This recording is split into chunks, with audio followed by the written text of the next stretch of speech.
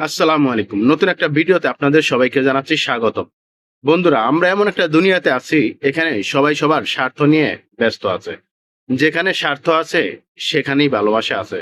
স্বার্থ নাই যেখানে, ভালোবাসা নেই সেখানে। সবাই সবার স্বার্থে দৌড়াদৌড়ি করছে, সবাই সবার স্বার্থে। আপনাকে কেউ যদি ভালোবাসে, সেটাও স্বার্থে ভালোবাসে। আপনাকে নিঃস্বার্থভাবে ভালোবাসে এমন একজন ব্যক্তি আপনি পাবেন না। সবাই আপনাকে স্বার্থে ব্যবহার করে এবং আপনি সেই জিনিসটা বুঝতে পারেন না।